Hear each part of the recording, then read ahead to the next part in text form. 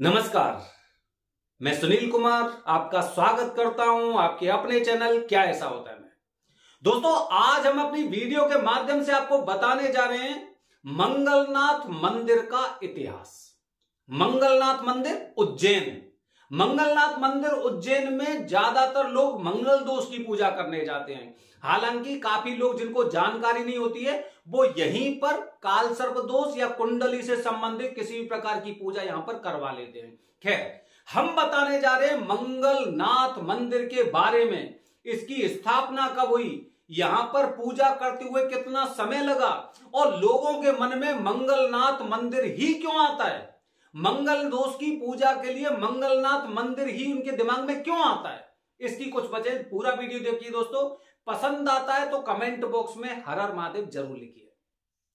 दोस्तों, मंगलनाथ मंदिर उज्जैन में मौजूद है, सभी लोग जानते होंगे। लेकिन इस मंदिर का जिस तरह से प्रचार हुआ, प्रचार कैसे हुआ कि जितने ज्योतिषी थे, ज्योतिषी बोलते हैं मंगल दोष की पूजा आपको मंगलनाथ मंदिर में करनी चाहिए।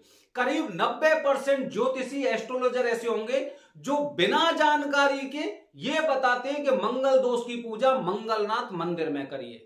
शायद हो सकता है कि उन्हें खुद भी इन सब चीजों की जानकारी नहीं है। मेरे कहने का यह तात्पर्य नहीं है कि मंगल दोष की पूजा मंगलनाथ में नहीं करनी चाहिए, वो नहीं कह रहा हूं मैं इससे थोड़ा सा अलग। जब आप पूरा वीडियो देखेंगे तब आपकी समझ में आएगा कि मैं क्या कहना चाह रहा हूं।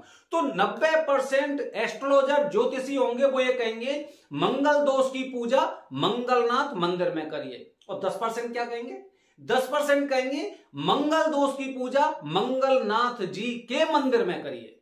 मंगलनाथ मंदिर में, मंगलनाथ जी के मंदिर में, दोनों शब्द अलग अलग हैं, ध्यान रखिए। आपकी मुलाकात कैसे एस्ट्रोलॉजर से हो रही है और वो इन दोनों वाक्यों में से कौन से वाक्य को यूज कर रहे हैं, ये आपको समझने का प्रयास करना चाहिए।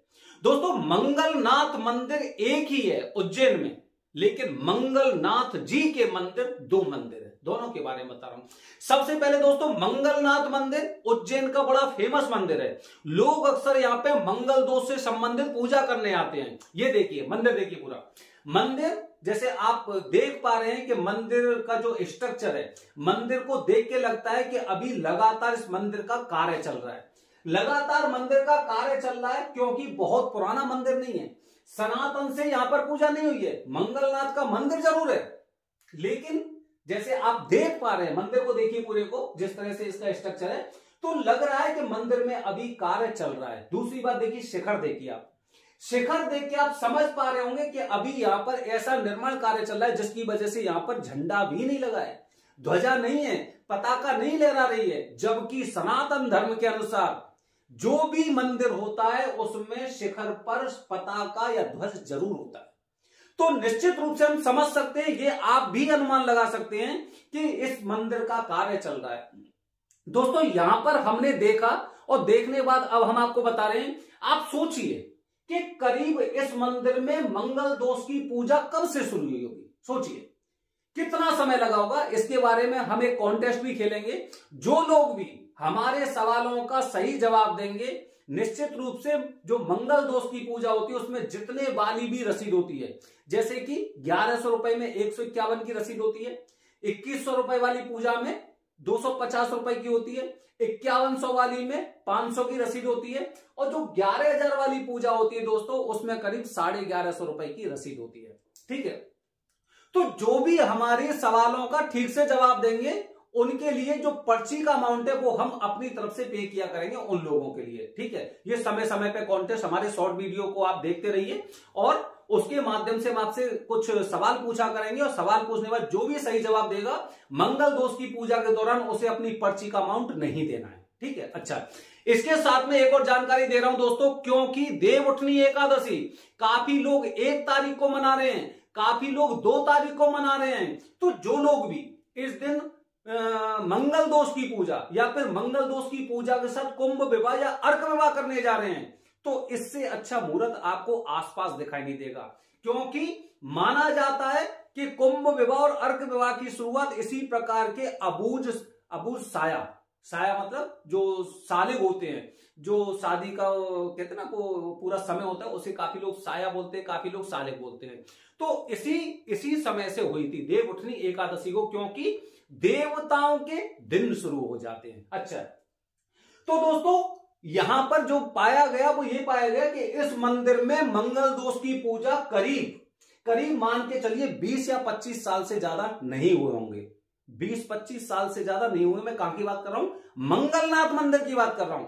मंगलनाथ मंदिर उज्जैन, क्योंकि आपको भी काफी लोगों ने बताया होगा कि मंगल दोष की पूजा मंगलनाथ में करी। 90% लोग ऐसे हैं यहां पर। यह हालांकि जब आप उज्जैन में आएंगे तो उज्जैन में आने के बाद भी अगर आप ये कहेंगे मुझे मंगल दोष की पूजा करनी, तो कोई भी ऑटो वाला, ई रिक्शा वाला, होटल वाला आपसे एक ही बात बोलने वाला है कि मंगल दोष की पूजा मंगलनाथ में करी, यहां पे की जा रही है। उससे पूछना, जब भी आपका मौका लगता है तो उससे पूछना कि मंदिर को बने हुए से कितने दिन हुए हैं, कब से यहां पे पूजा शुरू हुई है। ये कॉन्टेस्ट कब हुआ तो मैं आपको उनसे सवाल पूछूं। लेकिन एक अनुमानतः बताया जा रहा है, आप गूगल भी कर सकते हैं कि मंगलनाथ मंदिर में पूजा कब से शुरू हुई है। मंगलनाथ मंदिर में तो वो 20-25 साल का, क्योंकि 2001 के आसपास मैंने वहां पे खुद में देखा था, पूरा मंदिर नहीं था।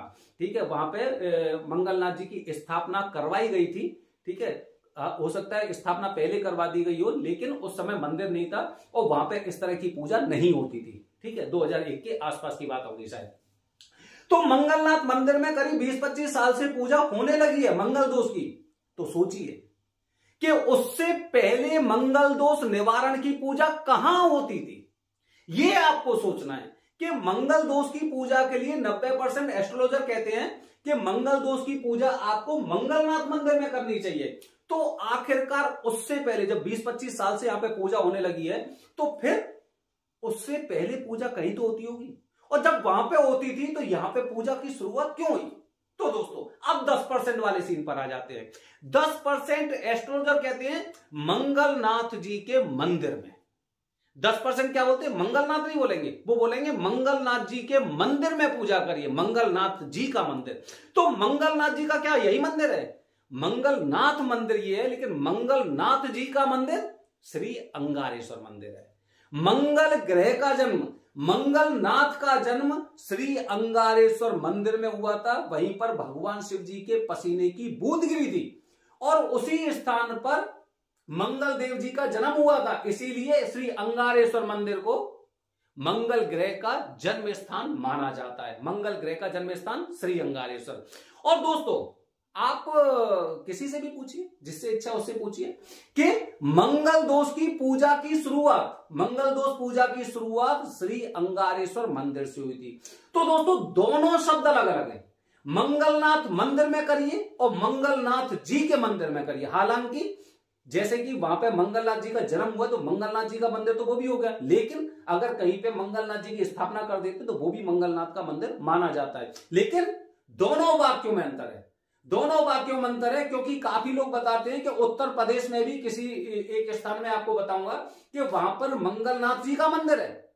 इसी प्रकार आप महाराष्ट्र में देखेंगे, महाराष्ट्र में भी मंगलनाथ जी का मंदिर है, मंगलनाथ मंदिर है। ठीक है, लेकिन मंगलनाथ जी का मंदिर कौन सा है ये आपको मैंने बताया है कि मंगलनाथ जी का मंदिर श्री अंगारेश्वर मंदिर, जो पहला घर होता है ना, जैसे आपका भी खुद का घर होगा, बाद में चाहे भले ही आपने ले लिया, लेकिन पहले जहां पे आपका जन्म हुआ तो क्या कहते हैं, ये हमारा घर है। जहां पर आपका जन्म हुआ था, जहां पे आपने बचपन निकाला, उसे कहते हैं कि ये मेरा घर है, हमारा घर है। तो दोस्तों मंगलनाथ मंदिर और मंगलनाथ जी मंदिर में ये अंतर है। अगर कोई कहता है कि मंगलनाथ जी के मंदिर में पूजा करिए तो निश्चित रूप से वो कहते हैं जहां पर मंगल ग्रह का जन्म हुआ था। अच्छा, तो दोस्तों ऐसी क्या जरूरत पड़ी थी कि यहां पर श्री अंगारेश्वर भगवान मंगलनाथ जी का मंदिर होने के बावजूद भी यहां पर मंगलनाथ मंदिर की स्थापना करी? वजह बता रहा हूं दोस्तों, वजह यह है कि सबसे पहली बात कि जब बाढ़ के दिनों में, क्योंकि आप देखेंगे जैसे हमारा शॉर्ट वीडियो भी देखेंगे तो उसमें आप देखेंगे कि बाढ़ के दिनों में यह मंदिर पानी से डूब जाता था। श्री अंगारेश्वर मंदिर बरसात के दिनों में, जैसे इस साल भी आपने देखा होगा कि श्री अंगारेश्वर मंदिर बाढ़ में डूब चुका था। अब बाढ़ में डूब गया है तो मंगल दोष की पूजा के दौरान भात पूजन भी किया जाता है। मंगल दोष की पूजा के दौरान भात पूजन भी किया जाता है, इसीलिए बिना भात पूजन के मंगल दोष की पूजा पूरी नहीं मानी जाती। और यही वजह है दोस्तों, यही वजह है कि काफी लोगों से हमारा संपर्क हुआ तो उन्होंने हमें क्या बताया कि काफी गुरुजी ये पूजा त्र्यंबकेश्वर में करते हैं। काफी ने बताया ये वाली पूजा उन्होंने वाराणसी में करवाई है, प्रयागराज में करवाई है, हरिद्वार में लोग अपने अपने जो आश्रम बना रखे वहां पे पूजा कर चुके हैं। और अंत में क्या बोलते हैं, जब भी आप उज्जैन जाएं तो भात पूजन कर देना, जब भी आप उज्जैन जाएं तो भात पूजन कर देना। ऐसी पूजा, क्योंकि स्थान ही नहीं है, वो मंगल दोष की पूजा का स्थान ही नहीं है। उज्जैन एकमात्र ऐसा स्थान है जो मंगल दोष निवारण के लिए जो स्थान बताया गया है। क्योंकि पूजा आपने आज कर ली और भात पूजन करने जा रहे हैं आप 2 साल बाद या 1.5 साल बाद, तो आपकी पूजा का क्या मतलब? वो पूजा तो एक तरह से ऐसी हो गई कि आपने मंगल की पूजा ना करके कालसर्प की करवा ली या फिर किसी अन्य दोष की करवा ली। मंगल की पूजा के दौरान, मंगल की पूजा के तुरंत बाद जैसी वो आपका हवन वगैरह ये चीज होती है, उसके साथ में आपको भात पूजन करना होता है। त्र्यंबकेश्वर से काफी लोग हमारे पास आए, उन्होंने बताया कि हमने तो त्र्यंबकेश्वर में पूजा करा ली। मैंने कि त्र्यंबकेश्वर तो पूजा का स्थान ही नहीं है, वो तो कालसर्प दोष, पितृदोष, नारायण नागबली, त्रिपिंडी सार इनका मुख्य स्थान है, लेकिन मंगल दोष की पूजा का नहीं है। तो दोस्तों जब ये पानी में डूब जाता था, जैसे मैंने आपको बताया त्र्यंबकेश्वर में पूजा करवाई, अब उसके बाद दोस्तों क्या हुआ, उसके बाद ये हुआ कि भात पूजन यहां पे करने के लिए भेज रहे हैं। इसी प्रकार दोस्तों जब यहां पर भात पूजन नहीं हो पाता था, लोग भारत में बल्कि विदेशों से लोग यहां पर आते हैं, और वो लोग जब उन्हें यहां पे आने के बाद पता चलता था मंदिर तो पानी में डूबा हुआ है, हम भारत में इतनी दूर से आए, कोई आसाम से आ रहा है, बिहार से आ रहा है, पौंडीचेरी वगैरह से आ रहा है, जम्मू कश्मीर से लोग आ रहे हैं, है ना, इतनी दूर दूर से आ रहे हैं और पूजा करने आए। यहां पे आके पता चला, क्योंकि आज तो चलो डिजिटल मीडिया का वो चल रहा है, जमाना चल रहा है, लेकिन उस समय तो पता नहीं चलती। अब ये लोग बड़े मायूस होकर जाते थे, ये लोग बड़े मायूस होकर जाते थे कि हम इतनी श्रद्धा के साथ समय निकालकर छुट्टी लेके बच्चों का टाइम टेबल दे के यहां पर आए, लेकिन यहां पे तो मंदिर तो पानी में डूबा हुआ है, और बिना भात पूजन के इस पूजा को करने का कोई मतलब नहीं बनता।